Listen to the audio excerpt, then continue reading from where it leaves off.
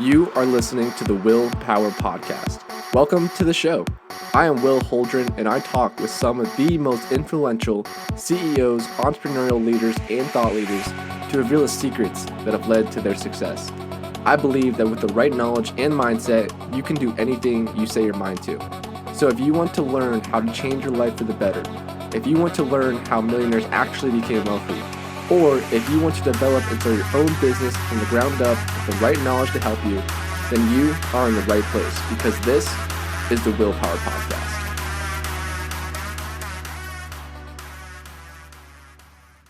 Hello, dear everyone. My name is Will Holdren. I'm the host of the Willpower Podcast. Today, we are being joined again by our co-host, Rick Segal. Again, we're very blessed to have him on here today. As we've been talking about in other episodes, make sure you go out and check his book, The Heart of It, 10 Pillars of Impact Investing. Again, we'll put that link to his book in the description of this episode. But today, we want to go into really a good topic, and that topic is going to be what do the best founders do differently in their companies compared to other founders. So I'm excited to dive into that, especially to get Rick's point of view, seeing that he's dealt with literally hundreds of entrepreneurs and has worked with them through a lot of company lifespans. So with that being said, Rick, thank you again for joining me today. The pleasure, Will. Yes, I appreciate that. And it's been a few weeks, and I know our last episode was with Mary Ellen. I think that was a really great episode, kind of diving into her mind, and I appreciate you bringing her onto the show. But I guess starting out on this episode, I do want to ask you, obviously, you've been in the VC space, you've worked with a ton of entrepreneurs, a ton of founders that are getting their companies out of the gate and up and running. But I guess looking back across the many companies and founders that you've worked with, if you could narrow it down, what would you say separates the top 5% from the rest of them that you've worked with? I think, well, the top 5%, one, have a lot of confidence in what they're doing. And that gets expressed by being able to communicate directly with your board and with your investors. And for a startup company, that communication to the investors is really very key because, and a lot of entrepreneurs forget this, the people that you need to rely on to build your company are always going to be the investors that you most recently raised money from, because the new guys don't want to come in if the old guys are hesitant to continue supporting the company. Right. You would think that it would become obvious to the entrepreneur to maintain those relationships and communicate in depth on whatever schedule the investors want, especially the larger ones that are going to be meaningful when you do a new round. And I think that we've talked about this before, that I would say with almost without exception that every company underperforms the projections that they just gave the new round of investors coming in. So you need to have a level of acceptance, admission of what you've done right, what you've done wrong, not defensively, but to put the investor looking through your eyes, what you've learned, why you missed, and why you're going to be able to either pivot or double down on whatever track you're going, but that you're still confident, and these are the steps that you're going to take. These are not easy conversations. One of the things, I always caution entrepreneurs, especially at the early stages, is to really think about who's coming into the company. One of the difficulties, particularly like in the last 2, 3 years, where money's been very hard to find, um, there's compromises that people have made to get money in the door, and they haven't been concerned about vetting the investor, sort of chasing dollars, maybe even chasing valuation. And that is just a moment in time. You need to have somebody who's in it for the long haul, so believes in what you're doing, is Yeah. also aware that this is risk capital and that they're going on a journey. There will be ups and there will be downs, but the good entrepreneur um, feeds the investors honest, real-time information, and never either tries to disguise something that's bad as not so bad. Investors are smarter than that, and also they need to listen very carefully to the investors. Entrepreneurs don't always have the level of, I don't know, humility is not maybe the best word, but at least the capacity to understand that they don't know everything. They should choose their investors for those that may know something that they don't know, and they're willing to listen to that. Too many entrepreneurs are defensive or are not, they're too absorbed in their own viewpoint that they're not willing to look at someone else's. Now, I've been in a lot of situations where those viewpoints maybe are not as helpful as they should be. And one of the reasons is that the investors aren't sitting in the room all the time. Right. So they may not appreciate the nuances, but somebody who's good would never make that investor feel like they're not valuable.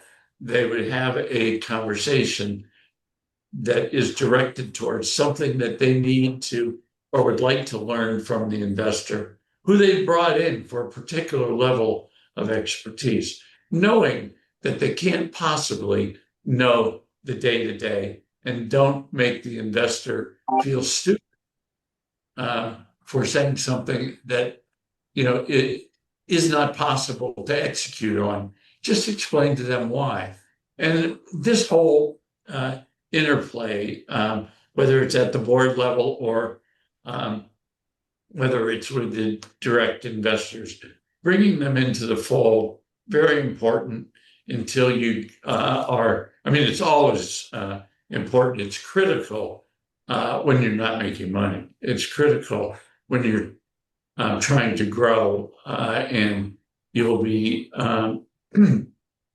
you've got negative income, and you've got to be very cautious about making sure that you build up the level of confidence of your investor without and some of them are going to say, you screwed up. This is not right, and I'm going to draw the line, and I'm not going to invest anymore. And then the entrepreneur can gently say, that's fine, but I just want you to understand, deal with it on equal terms rather than getting upset. People are entitled to be dissatisfied with their investment. And if they are, you gently leave. unless you really need them. And then you begin to say, what can I do to, you know, recover some of your investment? Some of that may be the entrepreneur giving up some, value of their own, but everybody's got to work together. Yep, yep. I love that too. So honesty is the best policy. And to your point, you really don't want your investors to be in the dark on really what's going on because then they start to assume things. And when people start to assume things, they're going to be wrong, right? And that's going to, yeah, lead to worse And things. then, what happens that entrepreneurs just sort of block out. Investors talk to investors. So they may think they're pulling the wool over somebody's eyes, but that one break in that, one investor that kind of sees through the uh, entrepreneurs bluffing is going to talk to the other ones. So you really can't afford to just try to bluff your way through something.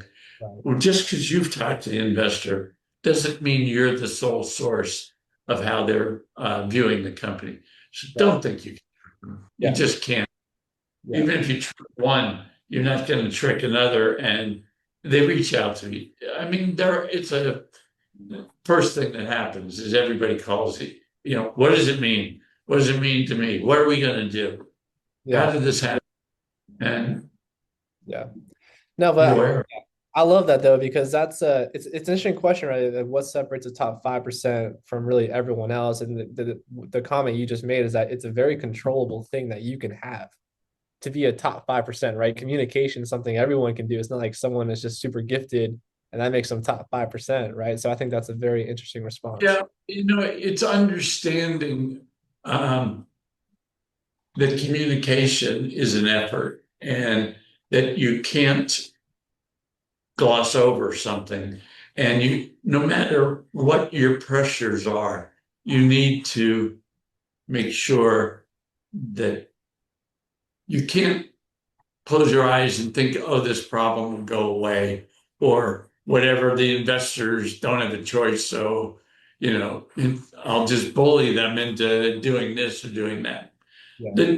The top 5% really appreciates um, investor input, has has gathered investors and a board that can build to a consensus, not build to a situation where there's different sides and they don't come together. And that takes listening as much as it does, speaking. So that dynamic, you would think it's easy, but I keep telling you what a hard job it is to be an entrepreneur, and Right. people get shaken. I mean, there is no question. There's a sense of nervousness. The company and their particular position can blow up. What am I going to tell my family? But, like I'm vested in this personally, and I'm going to get angry if somebody starts screwing with, I don't they realize how much how hard I worked for them? And no, they don't. And it's not their job to feel sorry for you. Yeah. Yep. That's a good point.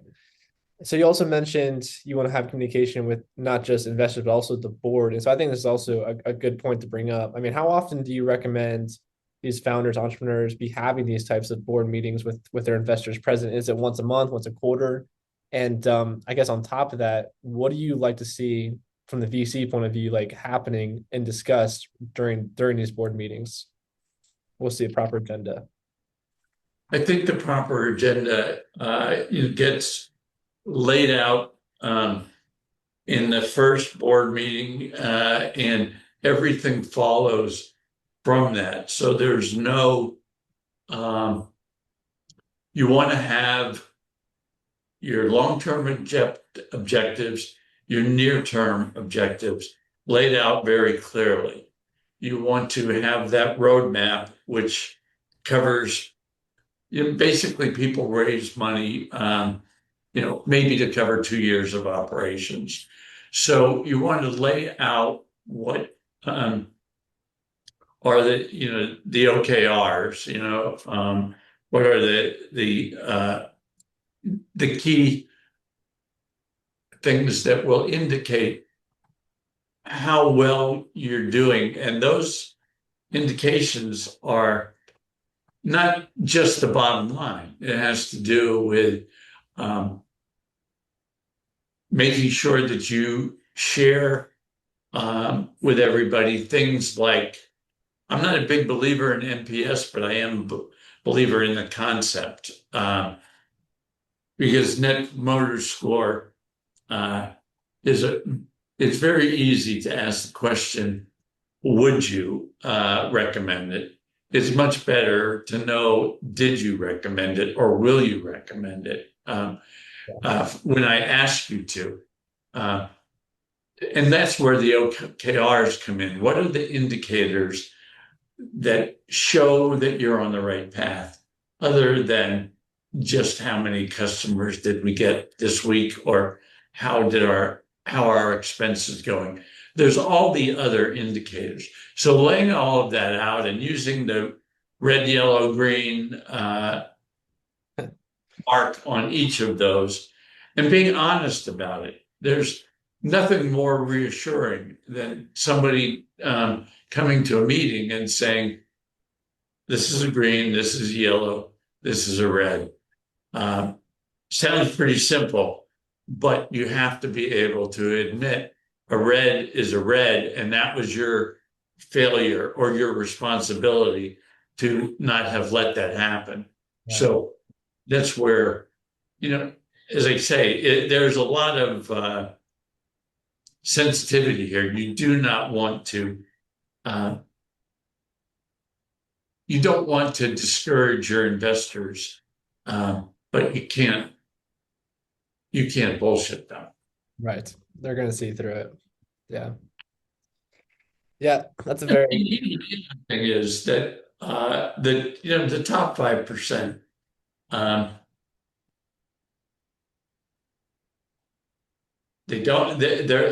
they're also not screwing up as often. They've reached out at every step, decision point.